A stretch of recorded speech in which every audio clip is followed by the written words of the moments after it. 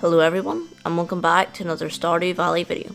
In this video, I'll be showing you how you can get a ton of iridium, prismatic shards, treasure floors, and a whole bunch more. So, let's get into it. Okay, so to start with, we're going to want to talk about the gear you're going to need. First of all, the weapon choice would preferably the Infinity Gavel, if not Galaxy Sword at least. Forged with +4 speed, +3 defense, and the Bug Killer enchantment. You should bring with you an Iridium pickaxe just to be safe if you run out of bombs. And whatever enchantment you want in this is okay. It really doesn't matter, you're not going to be using the pickaxe a whole lot. In terms of the rings you're going to want, you're probably going to want 2 Iridium bands forged with 2 other rings. Now, there's a few options with this. You could forge an Iridium band with a burglar's ring to get more loot, and an Iridium band with a emerald ring for defense. This would be a pretty cheap option, but not a bad one at that. A more preferable option would be to forge an Iridium band with a crab shell ring. Actually, 2 Iridium bands with 2 crab shell rings for maximum defense, or if you have them, definitely combine an Iridium band with a lucky ring, because that will get you so much more luck, it'll be overwhelming. Okay, so now we'll get on to the skills. With level 10 mining, you're going to want to choose Geologist, chance for gems to appear in pairs, and you're also going to want Gemologist, gems worth 30% more. In terms of combat, you're going to want level 5 Fighter, all attacks deal 10% more damage, and for level 10, you're going to want Defender, with plus 25 HP. As always, if you have already picked these traits, these skills, then you can also go to the Statue of Uncertainty and get those changed if you so please. In terms of staircases, you're going to want an entire barn of crystallariums producing jades. With jades you can go to the desert trader and trade those in for staircases. In terms of food, there's 3 good options. There's salad, which is a good option if money isn't an object to you. You've also got cheese. If it's handy to you, it does heal a lot.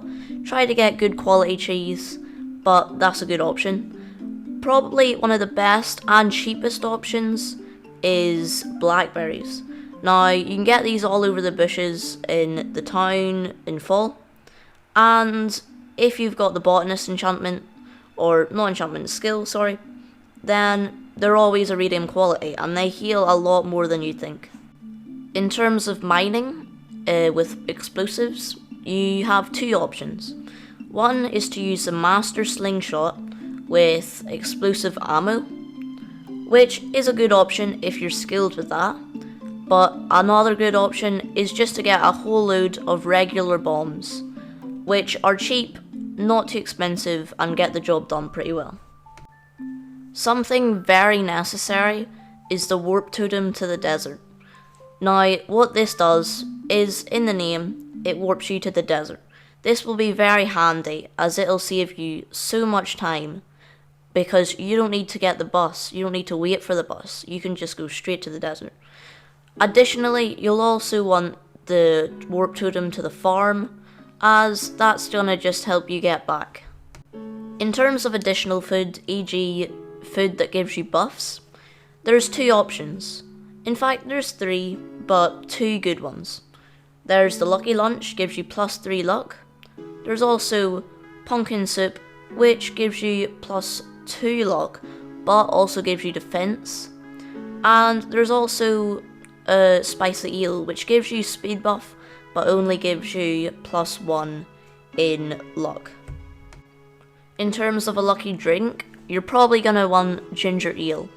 Ginger Ale is going to be your best option, as I think it's the only option in terms of drinks, but this does give you +1 luck. If you're determined on full maximization of everything, You could also add key seasoning on all these things. I'm going to be using just a very standard palette, something that you could probably afford. So, to be honest, you could get a lot more than I've actually got, but I end up getting a lot. But needless to say, your inventory should look something like this, some sort of variation of what you see now. Okay, so the strategy to begin with is using all your staircases to just keep on going down into the skull caverns.